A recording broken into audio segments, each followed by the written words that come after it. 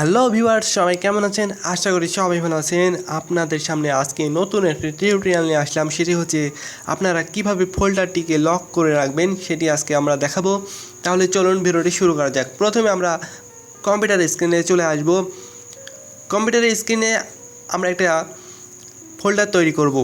সেক্ষেত্রে আমরা মাউসের ডান পাশে একটি ক্লিক করব। ক্লিক করার পরে দেখেন এরকম একটা ইন্টারফেস আসছে। এখন আমরা নিচের দিকে চলে আসব।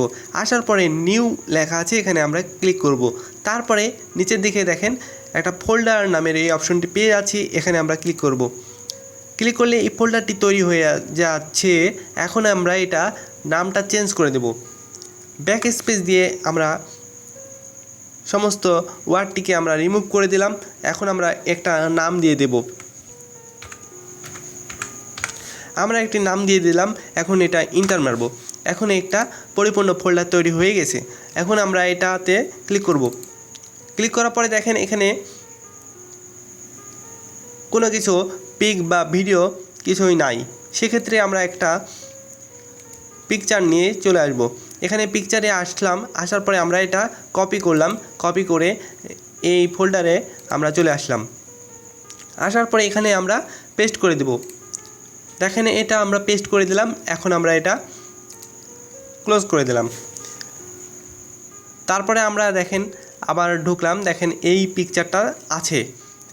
আমরা এই পিকচারটাকে বা এই ফোল্ডারটিকে কিভাবে আমরা লক করে রাখবো সেটি আজকে দেখাবো। লক করতে হলে প্রথমে আমরা ফোল্ডারটির উপরে কার্সারটা রাখলাম বা মাউসটা রাখলাম। রাখার পরে আমরা মাউসটার ডান পাশে আমরা ক্লিক করব।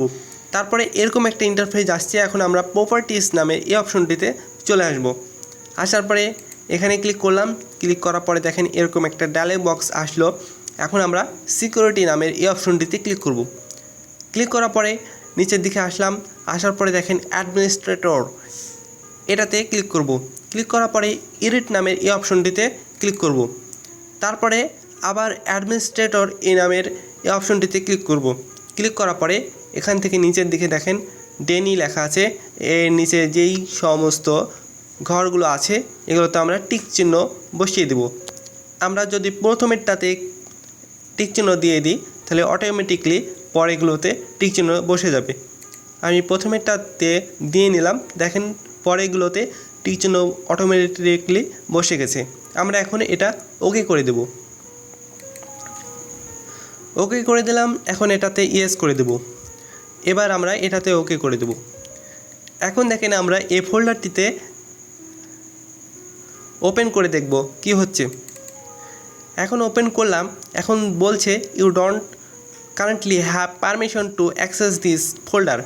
তারপরে লেখা আছে click continue to permanently get access to this folder.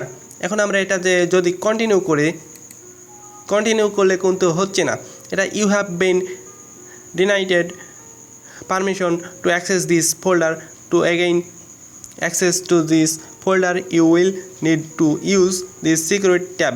এটা লেখা আছে এবং এটাতে ক্লোজ করে দিতে বলছে। ক্লোজ করলে কিন্তু এটা বের হয়ে যাচ্ছে। সেক্ষেত্রে আমরা আগের অবস্থায় বা ফোল্ডারটিতে যেই পিকচারটা ছিল বা ভিডিও আছে সেগুলো দেখতে চাইলে আবার আপনাকে ওপেন করতে হবে। সেক্ষেত্রে এটা ওপেন দুইবার ক্লিক করলে কিন্তু ওপেন হচ্ছে না। সেক্ষেত্রে আমরা আগের অবস্থায় ফিরে যেতে হলে আমরা ফোল্ডারের উপরে মাউস পয়েন্টারটা নিয়ে আসলাম। আসার পরে আমরা মাউস পয়েন্টারের ডান পাশে ক্লিক করব। ক্লিক করার পরে আবার প্রপার্টিসে ক্লিক করব। ক্লিক করার পরে আমরা সিকিউরিটি নামের এই অপশনটিতে ক্লিক করব। ক্লিক করার পরে আবার নিচের দিকে চলে আসলাম। আসার পরে দেখেন অ্যাডমিনিস্ট্রেটর এই নামের অপশনটিতে ক্লিক করব। পরে এখানে দেখেন এডিট নামের এই অপশনটি পেয়ে যাচ্ছি। আমরা এই এডিট নামের এই অপশনটিতে ক্লিক করব। তারপরে আমরা আবার অ্যাডমিনিস্ট্রেটর পেয়ে যাচ্ছি। এখানে আমরা ক্লিক করব। ক্লিক করার পরে এখান থেকে আমরা রিমুভ করে দেব। রিমুভ করে দিলে সাথে সাথে আমরা এই টিক চিহ্নগুলো কিন্তু চলে যাচ্ছে। টিক চিহ্নগুলো যখন উঠে যাবে তখন আমরা এখানে অ্যাপ্লাই করে দেব বা ওকে করে দেব। ওকে করে দেওয়ার পরে আমরা এটাও ওকে করে দেব। ওকে করে দিলে এখন আমরা কাজটি হয়ে গেছে। এখন আমরা এটাতে ফোল্ডারে ঢুকে দেখব যে কী হয়েছে।